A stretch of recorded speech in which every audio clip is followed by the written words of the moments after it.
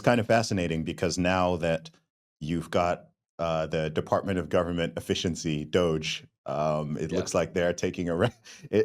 I'm.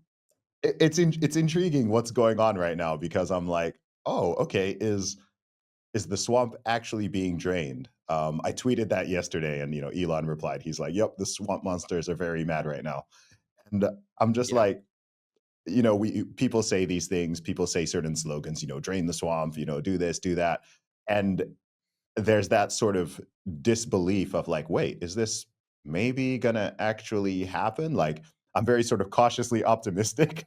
I mean, just yesterday, I didn't even know that I'm from the UK.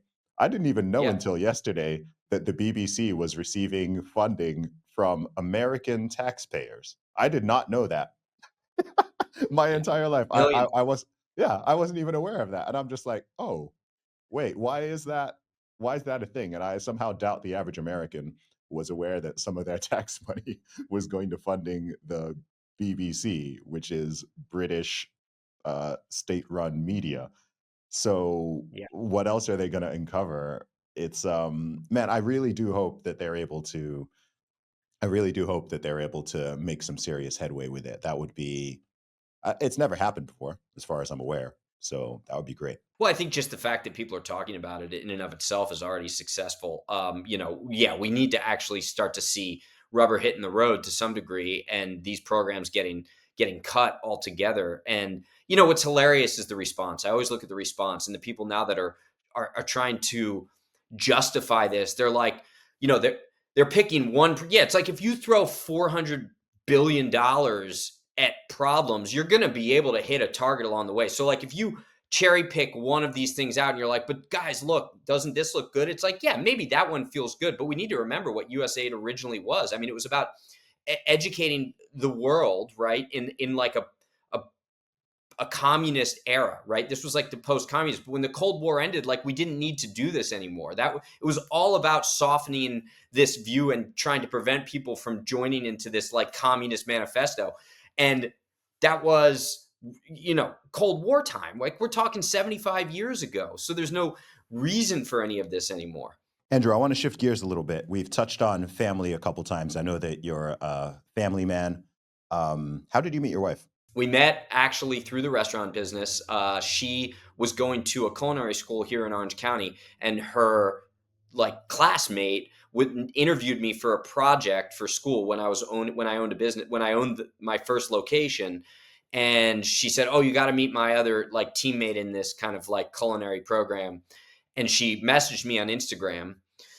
Yep, this was when all there was Instagram, right? Actually, no, she didn't even message me because they didn't have messaging on Instagram at the time. This was in 2013. She commented on a photo, and we set up a date on the photo. We had our first date, and then we were married 5 weeks later. Wow. Oh, geez. Yep, Okay. Now that is the Department of Efficiency. that is the. There we go. I was the original. I was the original romance Doge. Department of Gruel Efficiency. Man. And how many kids now? 4. Amazing.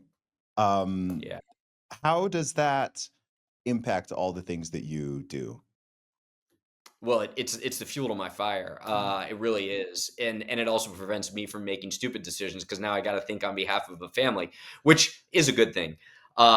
So I tell everybody the story. And Lauren, right after we got married, she was like, "Well, what am I doing? Am I still going to school?" I was like, "No, you're going right into the restaurant." Like, she just stepped right in with me. She's my business partner. She runs the restaurants with me. She does everything with me.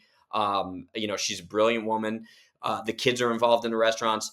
So we're not just a family of 6, like, we're a business of 6. We do Mm. absolutely everything together. So there's no division. Like, I don't come home and be like, "How was your day?" Instead, we're talking about so and so didn't show up for work. But when all that stuff happened during the pandemic, I remember it was all coming in so hard, like the media and the threats and the hate and the business. And we took 2 days and we had like a staycation. We just left the house. It was like all of us and the kids.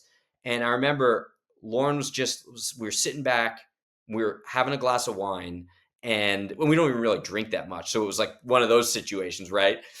And she's like, and I said to her, I go, "Should I slow down? Like, is this too much?" And she was like, F no. She goes, double down. You're moving harder. Like, she was behind me. Like, what are you doing? Lift up your skirt. Like, you're not slowing down. That's the type of partner you need in life, right? Like, she is the wife that is there to say, like, faster, harder, go, go, go. I got your back. That's awesome, man. The reason I ask about this is partly because a lot of people use their families and their children in particular as an excuse not to do things, whether it's an excuse not to go to the gym, an excuse not to speak out, right? I get a lot of the, oh, well, Zuby, it's easy for you because, you don't have kids yet. So you can just say what you want. And I'm like, I'm 99% sure that if I had kids, I'd go a lot harder than I currently do because there's even more stake and more skin in the game. And I find that when I look at, I know a ton of parents. And when I look at parents, I find that there's often those who use their children and family as a reason. Sounds like very much you're in that camp. And there's people who use them as an excuse. So all the things that they probably should be doing or could be doing, they're like, oh, well, I can't because I have a family. I can't because, and then there's other people. It's like, yeah, well, I've got a family, so I have to. So I've never really bought that one when people sort of use that as a reason. Uh, yeah, I don't know. Maybe it's just again, perhaps it's a personality type thing. Perhaps it's a character thing. Perhaps it's an upbringing thing. But I feel very inspired when I see both fathers and mothers, but I guess fathers in particular, being a man myself and a future father.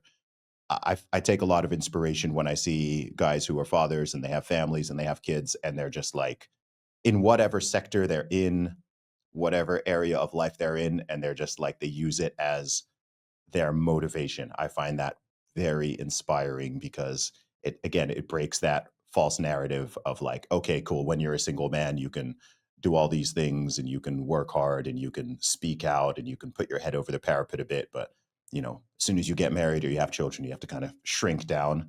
And I love seeing guys like yourself just out there in public.